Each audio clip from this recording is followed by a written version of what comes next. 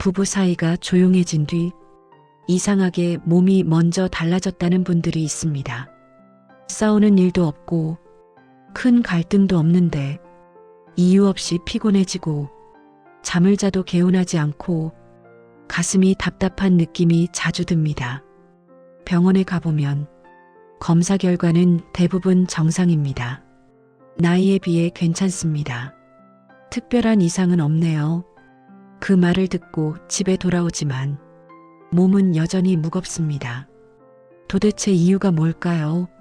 오늘은 조용해진 부부관계가 왜 어떤 사람의 건강은 지켜주고 어떤 사람의 몸은 먼저 무너뜨리는지 그 차이를 이야기해 보려 합니다. 많은 분들이 이렇게 생각합니다. 부부가 싸우지 않으면 몸에도 좋을 거라고. 하지만 건강의 관점에서는 이 말이 항상 맞지는 않습니다. 중요한 건 말이 있느냐 없느냐가 아니라 어떤 침묵 속에 살고 있느냐입니다. 사람의 몸은 말보다 먼저 반응합니다. 특히 중년 이후에는 감정을 억누르는 방식이 그대로 몸에 저장됩니다.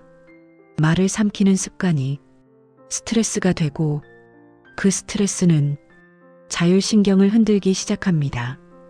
여기서부터 침묵은 건강을 지키는 침묵과 건강을 무너뜨리는 침묵으로 갈라집니다.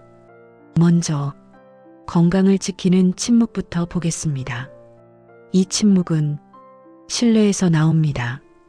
굳이 말하지 않아도 상대가 나를 존중하고 있다는 걸 알고 필요하면 언제든 말할 수 있다는 안정감이 있습니다. 이런 상태에서는 몸이 긴장하지 않습니다. 자율신경이 비교적 안정적으로 유지되고 수면의 질도 크게 무너지지 않습니다. 조용하지만 몸은 편안한 상태입니다. 이 침묵은 에너지를 아껴주는 침묵입니다. 반대로 건강을 무너뜨리는 침묵은 체념에서 시작됩니다. 말해도 달라지지 않는다는 경험, 설명하는 것 자체가 피곤해진 상태, 기대를 접으면서 생긴 조용함입니다. 이 침묵은 겉으로는 평온해 보이지만 몸속에서는 계속 긴장이 이어집니다. 말을 하지 않지만 감정은 멈추지 않습니다. 서운함, 답답함, 포기하지 못한 감정들이 몸 안에서 계속 순환합니다. 이때 가장 먼저 영향을 받는 것이 자율신경입니다. 밤에 잠들기 어려워지고 자주 깨고 아침에 일어나도 몸이 개운하지 않습니다. 이유 없는 피로, 소화 불량, 가슴 답답함, 혈압 변동, 심장이 자주 두근거리는 느낌, 이런 증상들이 서서히 나타나기 시작합니다. 하지만 병원 검사에서는 뚜렷한 원인이 나오지 않습니다. 그래서 많은 분들이 이렇게 말합니다. 병원에서는 괜찮다는데 나는 왜 이렇게 힘들까요? 이 질문의 답은 몸이 아니라 관계의 상태에 있는 경우가 많습니다. 몸은 말하지 못한 감정을 그대로 저장합니다.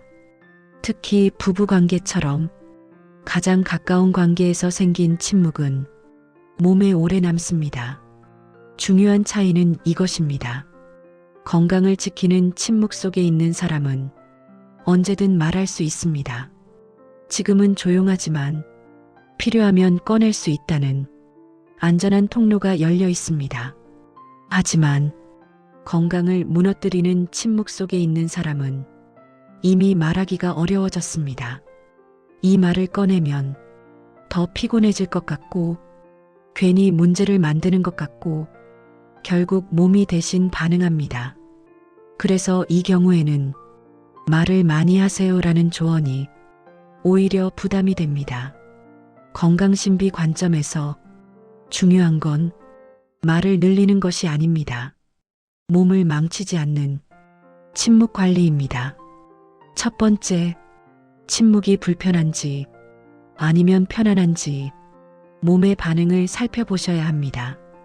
조용한데 어깨가 늘 긴장돼 있거나 숨이 자주 막히는 느낌이 있다면 몸은 이미 신호를 보내고 있습니다. 두 번째, 말하지 않은 감정을 몸으로 풀고 있는지 점검해야 합니다. 산책, 가벼운 스트레칭, 규칙적인 수면 리듬은 자율신경을 회복시키는데 큰 도움이 됩니다.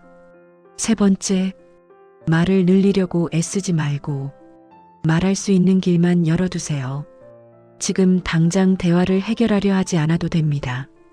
다만 필요하면 말해도 된다는 안정감이 몸의 긴장을 풀어줍니다. 조용해진 부부관계가 모두 건강을 해치는 것은 아닙니다.